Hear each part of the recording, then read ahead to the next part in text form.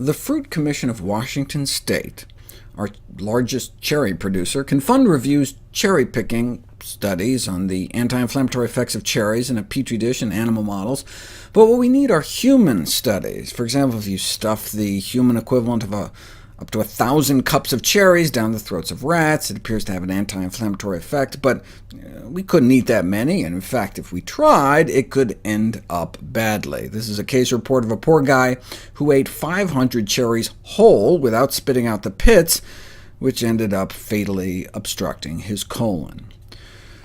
But we didn't have many human studies until now. Men and women were asked to eat about 45 cherries a day for a month. I wouldn't mind being part of that study.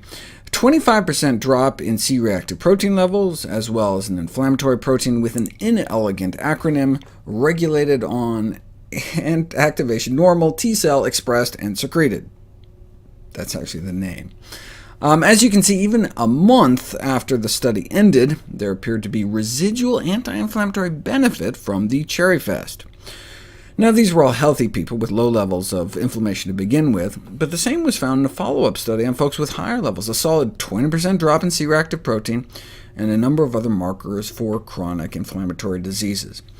But how about trying out cherries on people who actually have a chronic inflammatory disease to see if they actually work? Well, back in 1950, in an obscure Texas medical journal, observations made by responsible physicians suggested that in a dozen patients with gout, eating half a pound of fresh or canned cherries helped prevent flares of gout, but it had never been seriously tested until now. Gout is an excruciatingly painful inflammatory arthritis caused by the crystallization of uric acid in our joints, affecting 8 million Americans. Such attacks cause tremendous pain, as famously captured in this caricature. Hundreds of gout sufferers studied, and cherry intake was associated with a 35% lower risk of gout attacks, with over half the risk gone at 3 servings, measured over a 2-day period, which comes out to be about 16 cherries a day. That's the kind of efficacy they saw with a low purine diet.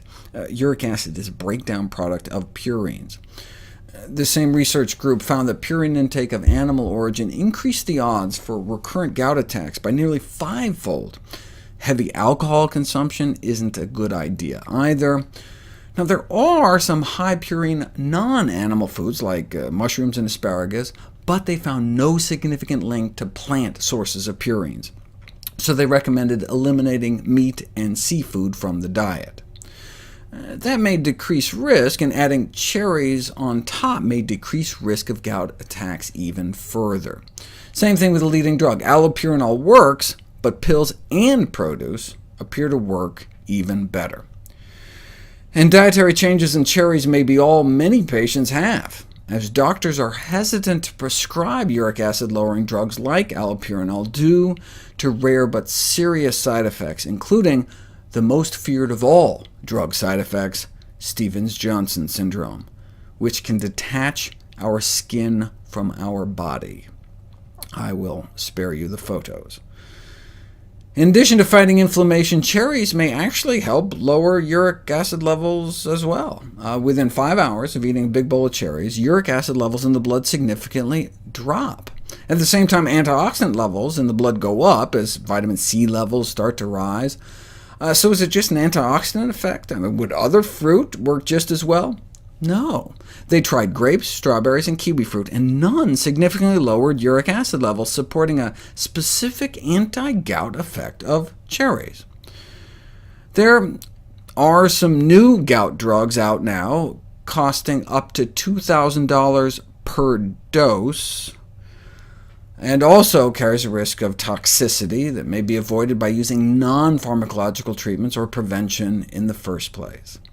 Given the potential harms and high costs, attention ought to be directed to dietary modification, reducing alcohol and meat intake, particularly sardines and organ meats, and hey, if life serves up a bowl of cherries, consumed on a regular basis, the risk of a recurrent gout attack may be meaningfully reduced.